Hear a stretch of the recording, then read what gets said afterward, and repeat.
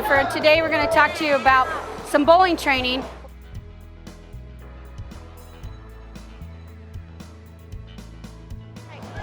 So when you're working with your bowling team and you're getting started for the season and you're looking maybe for some bowling balls, you can ask your local bowling alley if they have extra balls that you may be able to get for your team, or even ask adult leagues or youth leagues, because a lot of them are ready to change balls, or it's just a great opportunity to get your local group involved.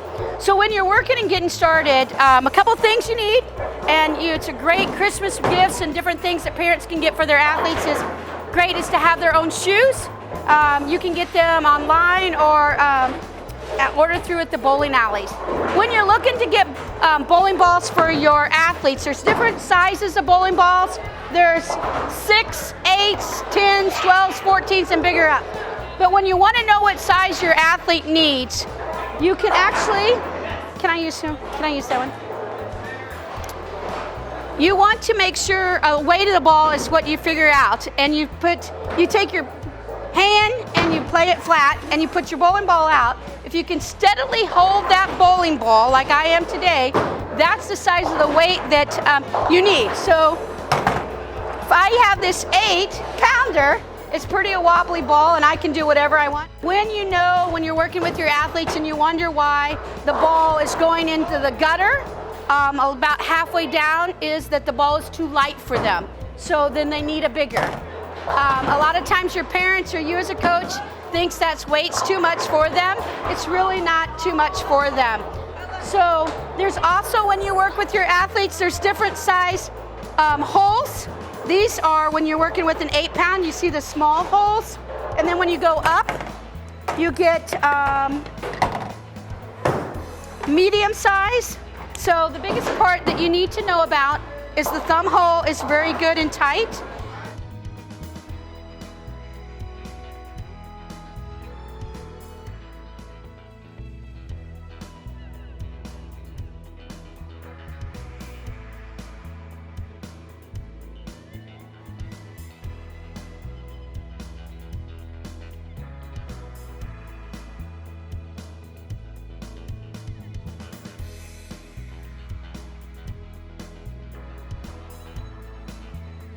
Just a couple things to remember. Safety things is, you see that we have all kinds of balls up here, but when the ball comes back, teach your athletes not to stick their hands here, because what will happen, it can come back and smash them. It really does hurt. Or there's a belt here that is easy to get caught up in with long sleeves or medals, or even a lot of our guys wear lanyards and different things. So remember when you're teaching your athletes that there is a safety part to this so they don't get injured. So when the balls come back, they wait for the ball to come back and finish. Foul lights are these across here. The reason those are there, the foul lights, is so it's a safety reason.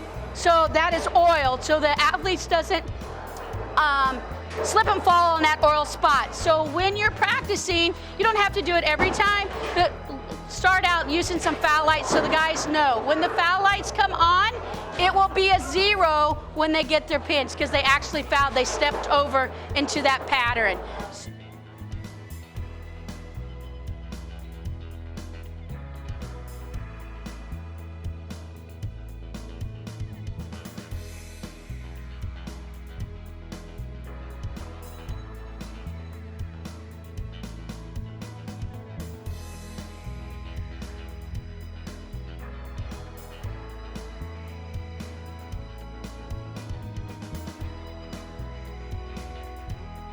When you're working with your teams and we're working on etiquette in regards to bowling, and you're working that your athletes don't run up to the bowling alley, to the lanes, you always have to remember the bowler to the right is who you say goes first, okay? So when you're bowling, the person to the right always go first, when both the names are up at the same time. So when you're ready to bowl, it should be the man on the right, so it's your turn to bowl. Okay, he throws. The other person who's on lane 1, nice job, strike, he can bowl, okay?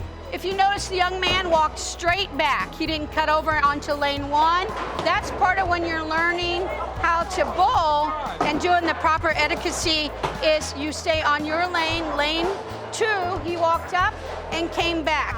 When you're working with your athletes and you're practicing, teach them to go ahead and go back down and sit down until their name comes back up on the scoreboard. All right, as you see on our screen, you have on AS an arrow that points to the right.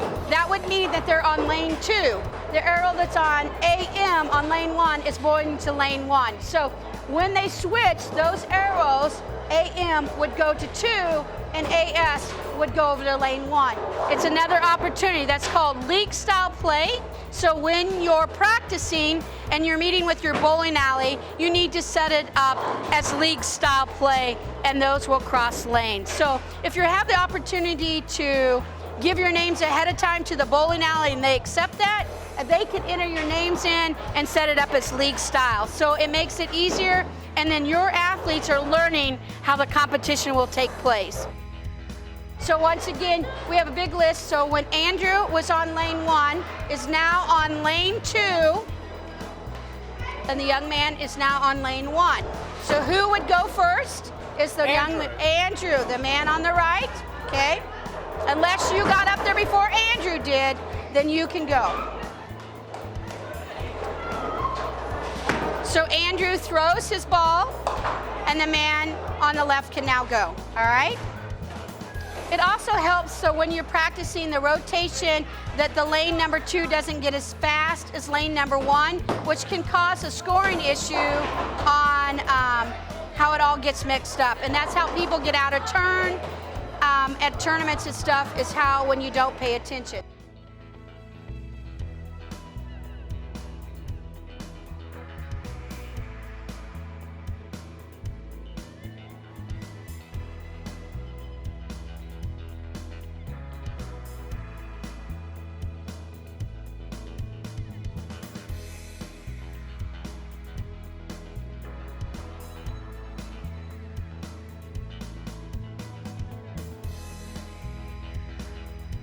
When you start getting involved in Special Olympics and you have ramp bowlers, you need to look at your ball, what you're going to use with your athletes. The best possibility for a ramp bowler is to have a bowling ball with no holes drilled. So I'm going to shoot you over to some balls that we can look at to see. So when you're talking about ramp bowling and using balls, the best part, like I said earlier, was no holes in the ball, and it helps. But when you're looking at a bowling ball, you need to learn about the weight of the ball. If you see the triangle on this ball, that's where the weight center is. It's very important when you're working with ramp bowling.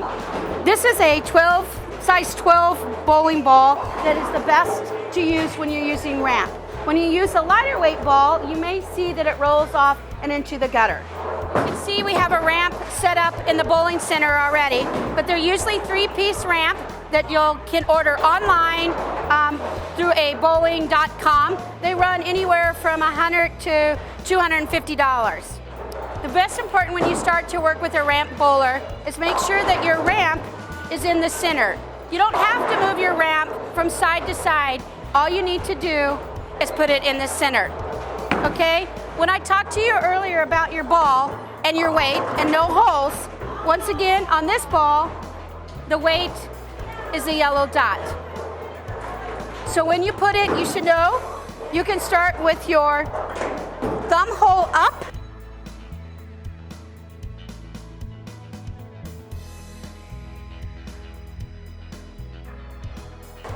And when you're teaching to work with your athletes, don't force them to push it hard, because they have a stronger side when you're working with your athletes. So that's their dominant side. And sometimes if you teach them to push it hard, it will go maybe to the left or to the right. It just depends on what their strength is. And that's why you see balls going into the gutter.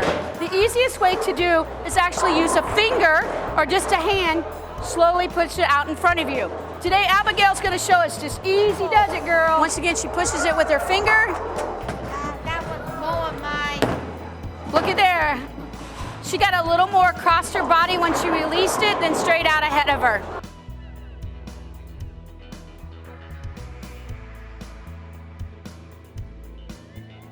she lined up her thumb holes to the left and her fingers at the center. She's giving it a good push.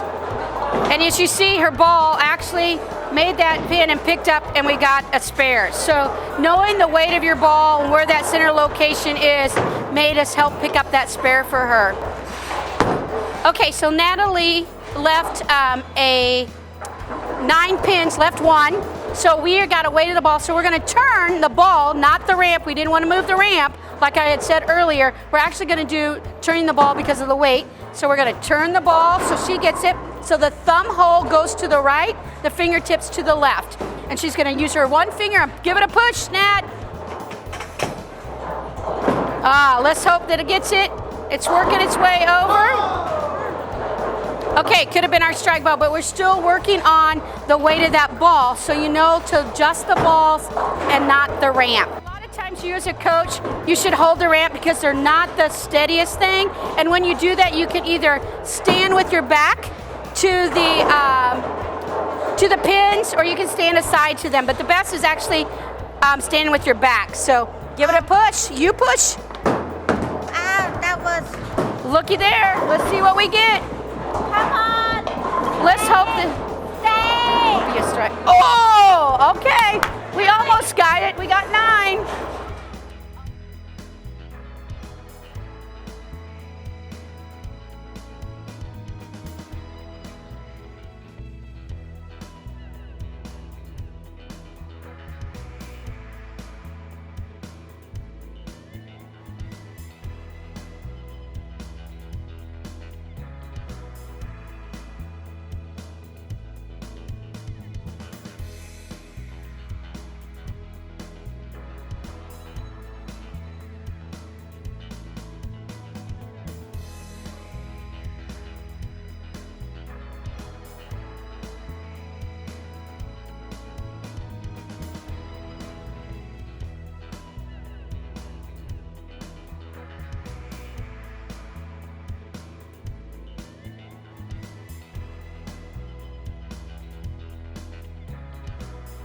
There's a couple different ways that you can hold your ball.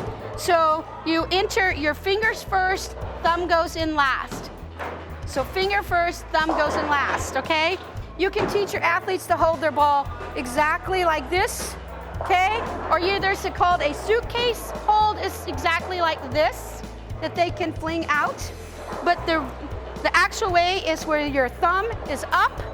So when they release the ball, their thumbs should come right back up to their nose. So when you're practicing, right back up. You see that the ball sometimes may be going in the gutter. It's because they're going across their body. Another way to work with them is also like you reach out and you're going to shake hands with somebody. So when you're working with that and your athletes may be disappointed that their ball is going in the gutter, it's just restarting and working with them on where their ball is coming released out of their hand. If you want to work on teaching your athletes that do not have the capability to put their fingers in the holes, there's also another style that you can use, is that you can actually go from the floor out and teach your athletes. And when I talked about the weight of the ball earlier, it's still the same way. Holes on top, if that's the weight of your ball. And then you don't want to push with your dominant hand because you're going to drive it maybe in the gutter. And you locked your hands and gave it a push down the alley. If you can see, hopefully, I'll be able to pick those up.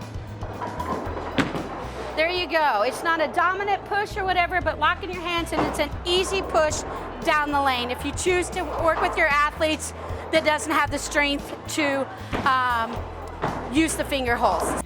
When you're working with your athletes and you're teaching them where to stand on the approach lane to make sure that where they're throwing the ball, the typical, you can start out on the dots, just depends if you're working with them.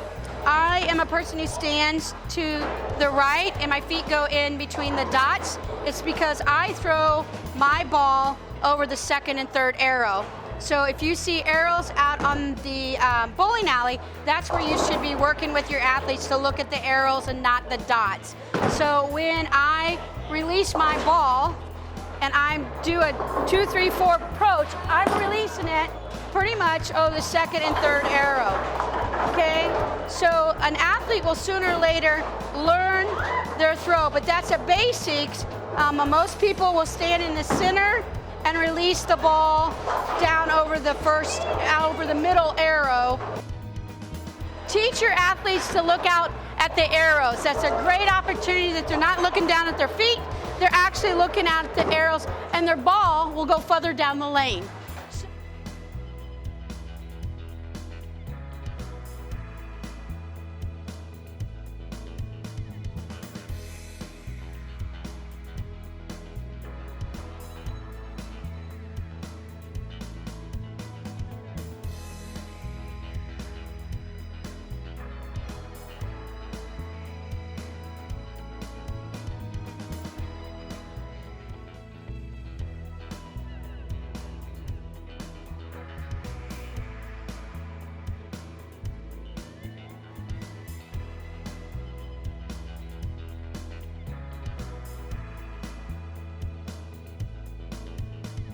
Okay, when you're getting ready to work with your athletes and you're going to work with scoring on to turn into our paperwork, make sure that you get at the end of the frame of 10th and you write the score down, and it's a 37. You're actually looking the average of 3 games, what we would like for you to have. So when you're working with your athletes, make sure that you're doing that. So know your athletes if they're going to bowl 2 games bowlers or 3-game bowlers. Make sure you know that. But the average that we would like for you to have is at least 3-game average, or if it's even better, you can have and go 6 to 8 weeks of bowling. That's even better. If you are also doing unified bowling, make sure those athletes or unified partners are coming out and bowling with your athletes, and you have an average on them also.